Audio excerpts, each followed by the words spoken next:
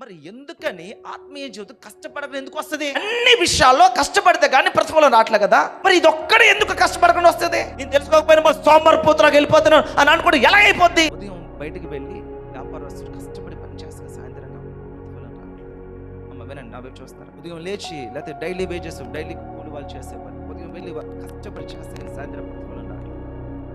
మరి ఎందుకని ఆత్మీయ జీవితం కష్టపడకుండా ఎందుకు వస్తుంది? ఈ సింపుల్ లాజిక్ అర్థం కాకపోతే ఎలా కుదురుద్ది? మాస్టర్ ప్రార్థన వల్ల, అమ్మగారి ప్రార్థన వల్ల, అయ్యగారి ప్రార్థన వల్ల, అమ్మగారి ప్రార్థన వల్ల, నాన్న ప్రార్థన వల్ల ఎందుకు అయిపోద్ది? నేను తెలుసుకోకపోయినా సోమవారపోతులాగా వెళ్ళిపోతున్నాను అని అనుకుంటే ఎలా అయిపోద్ది? అన్ని విషయాల్లో కష్టపడితే కానీ ప్రతిఫలం రావట్లే కదా. మరి ఇది ఒక్కడే ఎందుకు కష్టపడకుండా వస్తుంది? ఈ మాత్రం కామన్ సెన్స్ అర్థం కావట్లేదు మనకి. అందుకే కదా మనం ఎదగలేకపోతున్నాము, అందుకే కదా క్రీస్తుకు యోగ్యులుగా మనం ఉండలేకపోతున్నాము, అందుకే కదా మరలా పాపంలో మనం పడుతున్నాము, అందుకే కదా మన జీవితం దేవుడు ఊహించినంతగా ఫలభరితంగా ఉండట్లేదు. ఇది మనం తెలుసుకోకపోతే, సరి చేసుకోకపోతే, పట్టుకోకపోతే, అడగకపోతే, ప్రార్థనా సమయం పట్టుకోకపోతే ఎలా పొందుతుందో మనం? కష్టపడి పిల్లలు పెంచకపోతే పిల్లలు పెద్దలు అవ్వట్లేదు కదా. ఏదైనా సరే ఏ రోజుకి ఆ రోజు ఏ రోజు ఎప్పటికి ఆ పని దేనికి దానికే ఏది కష్టపడకుండా రావట్లేదు కదా. మరి ఈ ఆత్మీయ జీవితం ఒక్కటే నేను అలా మొద్దులాగా వచ్చి అలా కూర్చొని వెళ్ళిపోతాను అనుకుంటే ఎలా కుదురుద్ది? నెలల తరపడి నా సిగ్గు మా సంవత్సరాలు అయిపోయినా సరే ఇంకా మన జ్ఞానం రాకపోతే, ఇంకా మన బుద్ధి రాకపోతే ఎలా కలుగుద్ది?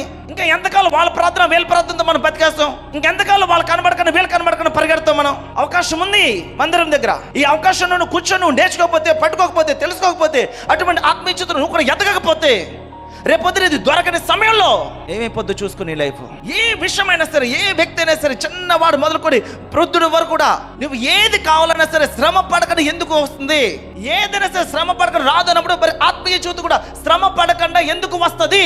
శ్రమ పడకుండా దేవుడికి యోగ్యులుగా ఎలాగ నువ్వు కనబడతావు? యేసు ప్రభువు వారే ఆయన పడాల్సిన శ్రమాన్ని పడ్డాడు కదా.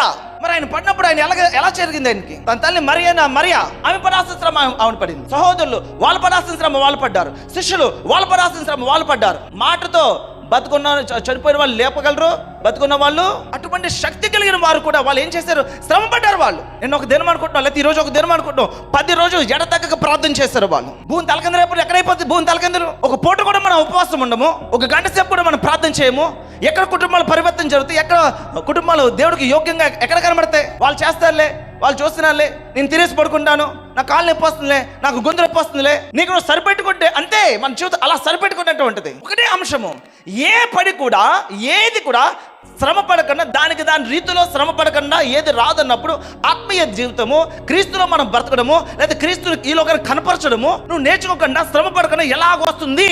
ఖచ్చితంగా రాదు. శ్రమ పడాలి, ప్రయాసపడాలి. ఈ పనులన్నిటికీ కూడా ఎలాగైతే టైం తీసుకున్నావో దీన్ని కూడా టైం తీసుకోవాలి. నువ్వు ఉందా టైం నీకు? మీ హృదయంలో మీరు ప్రశ్న వేసుకోండి. నా వాక్యం చదువుకునే టైం ఉంది అన్న వాళ్ళు ప్రభు స్థితిలో మీరు చేతులెత్తమని చెప్పను. అన్నిటికీ టైం ఉంది. వారికి టైం ఉంది, భర్తకి టైం ఉంది, పిల్లలకి టైం ఉంది, తినడానికి టైం ఉంది, తినడానికి పోవడానికి టైం ఉంది. దీని టైం ఎక్కడుంది? ప్రార్థన టైం ఎక్కడుంది? ఇది ప్రార్థన ఏది? మరి ప్రార్థన చేస్తే దేవుడు మాట్లాడుతున్నాడా? మరి మాట్లాడకపోతే ఎందుకు మాట్లాడతాడు అడిగావా? తెలుసుకున్నావా? మాట్లాడాలంటే ఏం చేయాలని అడిగావా? ఒక పనికి మనం వెళ్తున్నప్పుడు, ఒక ఉద్యోగాన్ని మనం వెళ్తున్నాడు, దానికి ఇదిగో ఇది ఉండాలి, ఇది ఉండాలి, ఇది ఉండాలా, ఇది ఉండాలా, అది నేను వెళ్ళి నేను నేర్చుకుని వస్తాను, ఇది ఉండాలా, అయితే ఇది నేను వెళ్ళి నేర్చుకుని వస్తాను, ఇది ఉండాలా, అయితే నేను ప్రాక్టీస్ ఉంటాను, నాకు ఆ ఉద్యోగం కావాలి అన్నప్పుడు అన్ని ప్రాక్టీస్ అవుతున్నప్పుడు ఇదిగో ఆత్మీయ జీవితంలో ఇది లేదురా అంటే నువ్వు ప్రాక్టీస్ అవ్వాలి కదా, తెలుసుకోవాలి కదా. దేనివల్ల నా జీవితం ఇంకా ఇలా ఉండిపోయింది?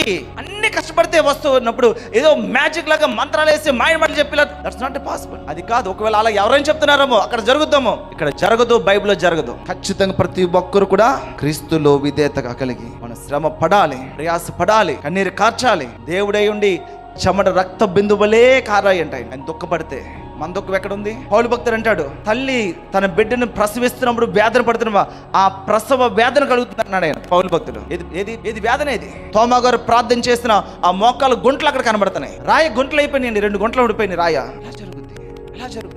ఆహారం వండుతున్నారు, ఓకే, మా భర్తలు ధనం దాస్తున్నారు, ఓకే, ఇంకోటి చేస్తున్నారు, బట్టలు కొంటున్నారు, ఇల్లు ఏర్పరుచు, ఇంకోటి. ఆత్మీయ జీవితం కూడా ఏర్పరచాలి కదా. నువ్వు ఆత్మీయ జీవితం నువ్వు కట్టాలి కదా. కుటుంబంలో అన్ని నేర్పిస్తారు. షాప్కి వెళ్ళి ఇది చేయాలరా, బయటకు వెళ్ళి ఎలా చేయాలరా, ఇది చేయాలి, ఇది చదవాలి, చదవచ్చు. మరి దేవుళ్ళలో కూడా ఒరే ఇది ఉండాలరా, ఇది పట్టుకోవాలరా, ఇలా అడుగురా దేవుని, ఇలా ప్రార్థించారా, ఇలా ఉండరా, అది నేర్పించాలి కదా. ఇది లేకుండా మా వాడికి సీట్ రాలేదండి, ఇదిగో మా వాడికి ఉద్యోగం కావాలండి, మా వాడికి ఇది కావాలండి, మా వాడు స్లాబ్ వేసుకున్నాడండి. పాస్టర్ గారు దీనికోసం కాదు. మీ ఆత్మను కాపుదల కాసేవారు పాస్టర్లు అంటే, మీ ఆత్మను కాపుదల కాసేవారు పాస్టర్లు అంటే. వారు నిలబడితే అది నువ్వు కాసుకుంటే అన్ని ఒక పిల్ల వెనకాల వస్తుంది. ఆత్మీయ జీవితం జాగ్రత్తగా నువ్వు నేర్చుకుని పట్టుకోగలిగితే ఎవరి కాలు నువ్వు పట్టుకోకలేదు, ఎవరు ఫేవర్ మనం పట్టుకోకలేదు. హల్లెలూయా. క్రీస్తులో ఏది శ్రమ పడకుండా రానప్పుడు ఇది కూడా శ్రమ పడకుండా రాదు.